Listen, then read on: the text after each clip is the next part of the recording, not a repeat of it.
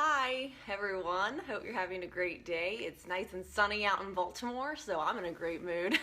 I'm so happy that this rain streak is finally over with, and I'm so excited that I'm finally feeling better after the recent kidney stone scare that I had last week going on. So I'm going live today just to kind of explain exactly what happened with that. I haven't spoken about it at all since the incident. I really haven't even been active on Facebook since the kidney stone incident because I've felt absolutely horrible to the point where, it was the most excruciating pain I've ever been in my entire life, and I honestly was scared for my life because I've never been in pain like that before, and I did not have any clue what was going on. And you know what? I'm perfectly healthy. I'm going live really to show that you can be healthy and be super active, and everything can be going normal in your life, and you can never have had a health scare before, and something like this can happen to anyone. It can happen out of nowhere when you least expect it. And I'm going live to really just help prevent this from happening as much as I can to anybody else, because I never want anyone to go through what I went through. The pain started immediately in my side after I was just sitting at a coffee shop doing some work, to the point where within 5 minutes I almost passed out. I had to get rushed to the emergency room. I couldn't sit up. I was only comfortable on the floor. That's why there was a picture of me on the floor, and the nurses were yelling at me to get up. You're not allowed to sleep on the floor. I'm like, I don't care. Screw you. Give me the pain medication. I had 3 things of morphine pumped into me, and that still did not even help me feel better. Turns out after I got a CAT scan, I found out that I did have the kidney stones, and I was just like, what the hell is a kidney stone? Why do I have this thing? Why is this happening to me? What's going on? So I've done some research on this topic so that I really understand why this happened to me, and I'm gonna spill some super crazy things right now, okay? This was a total shock to me as to why I think I got them. I'm getting my stones tested right now. I just didn't want to wait any longer to go live about it. So there's different types of stones. The most common stones that people get are ones from eating foods that are high in oxalates. And sorry if I'm not pronouncing that right, but it is found in a lot of healthy foods and a lot of unhealthy foods. So I've actually found from, people reaching out to me about this recent experience that a lot of my most health conscious friends that are super into health and wellness and eat super healthy have had serious problems with kidney stones in the past. And I'm like, what is this? Am I getting screwed over for eating super healthy? I don't understand. Do I eat too healthy? Why is this happening to me, right? I don't understand. I don't eat crappy food. I don't, eat fast food and all this stuff that can cause stones. But what actually happened was I was eating a lot of high oxalate foods, not even knowing what the hell an oxalate is, not even understanding that, just knowing that I was eating very fresh foods that are really healthy. But this is something that needs to be understood. So one of the highest oxalate foods that are out there, are you ready for this? Because I was totally, absolutely, crazily shocked by this, is spinach. It's spinach. So spinach is not bad for you. It has so many nutrients, but it has a lot of oxalates. And let me just explain this a little bit. So on a daily basis, it is recommended that people consume on a daily basis around 150 to 200 milligrams of oxalates from their diet every single day. That's just this chemical thing that's found in food. So spinach, just one serving of it, is around 600 to 1,000 milligrams of oxalates. So that completely blows our daily intake out of the water, just having one serving of spinach. I was eating spinach about 2 to 3 times every single day. I'm not saying to cut spinach out of your diet at all. Hey everyone, thanks for tuning in. I'm not saying that. Spinach is definitely healthy for you.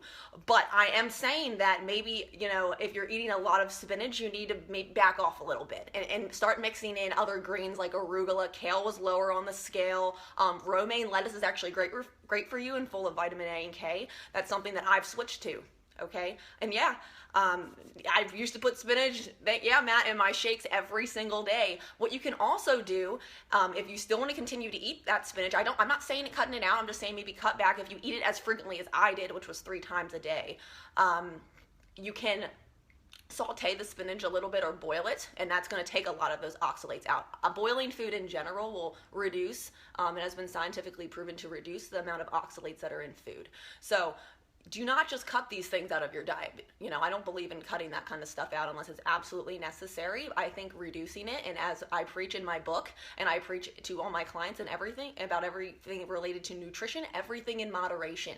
Okay, that's really the key to it. That includes healthy stuff too. So I was overindulging in my spinach because I don't like kale, but now I'm gonna mix my kale in, and I'm gonna mix more arugula and mixed greens, which I'm totally fine with. I'm still having my greens. I'm not gonna go off the Richter scale and eat super unhealthy just because I got kidney stones. That's not how this works. You know, it's just understanding these little things that maybe you've never even come to your awareness before, such as what I never knew what a high-oxalate was before this. So, but there, again, you can have your spinach, just cut back a little bit on it if you're eating it like more than once a day, and make sure that you can also boil it, saute it, apply heat to it. That will help reduce the oxalates. So you can still put it in your smoothie. You're just gonna have to like boil it a little bit first. Maybe you won't like that taste after that. I don't know. That's up to you to experiment with. Another reason why I think I got this is because I was not drinking enough water. So that's a huge thing. What happens with your kidneys, your kidneys filter out the oxalates. And if you're not consuming enough water, then there's nothing to filter it out, and it gets stuck in there, and that's when stones are formed. So you have to make sure that you're continuously drinking water, especially when you know that you're gonna eat a food that's higher in oxalates, such as spinach. Drink a glass of water before and after, and that will help filter them out. So that's why I'm saying it is still okay to eat these high oxalate foods, but just ramp up around when you do eat them your water consumption. In general, you know, there's a calculation that I do for all my clients based off of your weight and activity level that tells you how many ounces of water to drink per day. If you do not know that, just please, you know, reach out to me. I can help you, guide you through that. It's a very simple calculation, but it's super important to drink enough water. What I was doing, well, for as active as I am, I wasn't drinking enough water. But another thing that I was doing was that I was replacing tea as water, because I was like, oh, you know, now I can drink water and it's going to be flavored like tea and it's going to be great, not understanding that water and tea are different. So another high oxalate food that I was consuming a lot was tea. So to my tea drinkers out there, it's tea is okay, but I was preparing it wrong. Who knew you could prepare tea wrong? I didn't. So I was letting the bag seep for a really long time, which means I would just reuse that bag, I would keep it in, and I would just keep putting hot water into my cup. Well, that's a problem because that's when a lot of oxalates are released. The longer that the tea bag sits in the cup with water, the more oxalates that are released. So 2 minutes, set a timer for 2 minutes every time that you have tea, put it in, take it out, and that's it. And then you will be a lot safer when you're consuming tea as far as the oxalates go. But tea does not replace water like I was using it as. So whenever you drink tea, always follow with a glass of water afterwards, okay?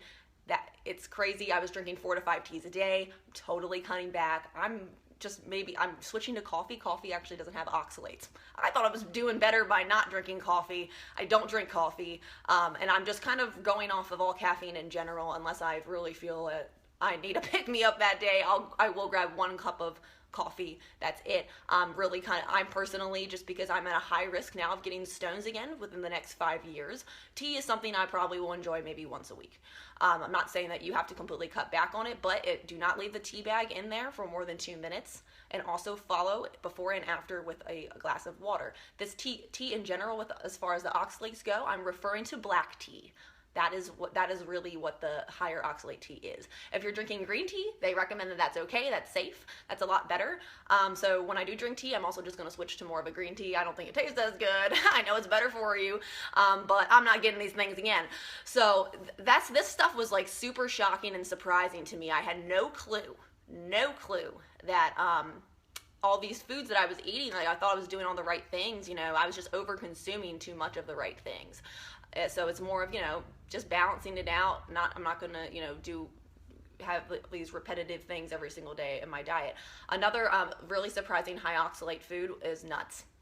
I know, nuts. I love nuts. I eat them all the time. Peanut butter and peanuts were like pretty high up there per serving.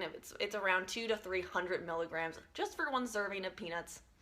Yeah, that one's gonna suck for me to have to cut back on that, because I eat peanuts and peanut butter probably definitely once a day. It's a staple in my diet, whether I'm baking with it or it's in my, I put it in my, I do a lot of things with peanut butter because I absolutely love it, and it's a good protein source, that's opposed to an animal product. So yeah, watch that. Almonds are pretty high up there. More like sunflower seeds were the ones on the low scale, but nuts at large are a higher oxalate food. If you haven't had kidney stones before, you might not need to worry about this so much. But again, everything that I'm saying, all these foods, you just need to be more conscious, as I've been repeating like a broken record, to drink water before you consume them and after, to just make sure that the high oxalates that are in that food are getting flushed out. So yeah, almonds are up there. They're just, peanuts are above it from most of the research I've done. So yeah, I printed out everything I could print about how I should go shopping from now on. Just make sure you're drinking a lot of water with it, and try not to, over-consume nuts. 1 serving of nuts a day, that's it. And in general, since they're a high fatty food, that's what I recommend anyways. I stress that in my book. So I'm trying to think, I'm pretty sure there was one other, oh yes, and then another one, a vegetable that'd be concerned about, it would be beets. Beets was like, whoa, right up there with spinach. I don't know if a lot of people even eat beets. It's starting to become a big trend to eat a lot of beets out in the market. Okay, good, drink a lot of water, good. That's awesome. So yeah, water is a huge thing with it. But beets, yeah, I'm totally like not having beets anymore, except maybe once a month, something like that. I was not eating them very frequently at all, just for the fact that it's not something that I normally crave in my diet. But I thought it was an interesting fact. If one of you guys are out there are big beet lovers, just to maybe cut back on them if you're eating them every single week. I would reduce that maybe to every other week.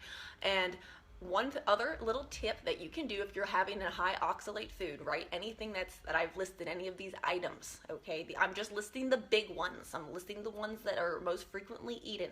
There are others, but these are the big red flaggers, okay? So what they say from my research, that what you can do is have calcium, which means, yes, dairy is coming heavily back into my diet. Calcium with the high oxalate food. So calcium, so let's say you have, you put peanut butter in your yogurt or something, that will help it digest better and break the oxalates down. So it's more of pairing things together. So if you are making a smoothie with spinach, for example, like we've already spoke about, you can use regular cow's milk or whey protein, which is a dairy product. Just trying to get, dairy mixed in, or foods that are higher in calcium mixed in with these high oxalate foods will help them digest better and help break that down so that it's not getting stuck in your kidney and eventually turning into a kidney stone. So that's a huge tip. Dark chocolate, people, I can't believe I had to read this on that piece of paper. Dark chocolate is so high up there, man. Cocoa powder, all that stuff. It was like up here on the oxalate level. I'm like, you gotta be kidding me. This is my life. I have the biggest sweet tooth ever. This is what my non-guilty treat is, my little piece of dark chocolate. Whenever I'm having my little sugar craving. And I'm like, no, dark chocolate's up there. But there is a way around this, and I'm just gonna have some yogurt with it before or after, just a little, just to make sure that the calcium is going down with the dark chocolate, because I'm not giving that one up. It's not, I know, dark chocolate, like who would have thought? I'm like, god damn it, I can't do anything right. But yeah, so that's it. They say go ahead, eat that white chocolate, eat that sugary crap. Don't recommend it. Just pair it with calcium. Even ice cream, they recommend pairing it with ice cream. So maybe ice cream will come back every once in a while. I won't feel guilty about eating it now, because the calcium's gonna help me eat the things that I actually want to eat that I know are good for me. So that's just kind of everything that happened with me with the kidney stones. This is my knowledge that I'm sharing, because I've done a ridiculous amount of research. I was bedridden. I couldn't eat. I couldn't do anything. I would throw up. It was a horrible experience. I was on high doses of pain medication, and spinach is, yeah. I know, guys, I was eating spinach 3 times a day, as I said, but everything's balanced. everything's in moderation. So yeah, let's end with a follow-up of my tips. I listed the high oxalate foods, which contain spinach, is almost the highest oxalate food out there. Dark chocolate, we have beets, and we have nuts. Okay, those are like the ones that really rang highly for me, and tea. So what you can do is make sure that you're drinking a sufficient amount of water throughout the day, and drinking water before and after eating these high oxalate foods specifically. Just focus more on that consumption. When you drink tea, only steep the tea bag for 2 minutes and then take it out. That's going to help reduce oxalates. Also, focus more on green teas, not black teas, to reduce your oxalate intake. And also, another way to help reduce is to pair these high oxalate foods with some sort of dairy product, something that contains calcium, so that the stones can be broken down. So with that, I hope this really helped you guys. This stuff was a big shock to me. I do not want anyone to go through what I went through. It was absolutely miserable, so painful. It was a very scary experience, and if you like to be actively doing stuff, it really puts you out of commission, because you can't, there's no medicine to get it out, unless you get surgery, which I really didn't want to do. Luckily, it came out naturally. It was crazy. The pain just immediately went away. The minute the damn thing came out, I was like, oh my God, I'm myself again. I immediately went to the gym, worked out, and it was great. So if you have any questions about this, please comment. If you think this video is valuable, please share it around and share this information, because I think this is something that a lot of people are completely unaware of. Oh, something I also should mention really quickly, if you have this in your family history, which I did, it made me already highly more susceptible to this. Please do your research into that, because that will automatically put you at a higher risk if it's in your family history. So ask your parents, ask your grandparents, figure out if this is something that has happened before. And with that, I would highly suggest, taking this information and immediately adjusting it to your diet, because you're already at a higher risk without knowing it. I was. So on top of me, eating a little bit too much and not pairing things properly, I was already at a higher risk because I had this in my family history. So super important to know. And yeah, have any questions, please share this around. And again, if you wanted me to help anyone with figuring out how much water you need to drink on a daily basis ounce-wise, just shoot me a message on Facebook or comment here. And I hope you guys have an amazing day outside in the sun, hopefully wherever you're from. All right, thanks. Bye, guys.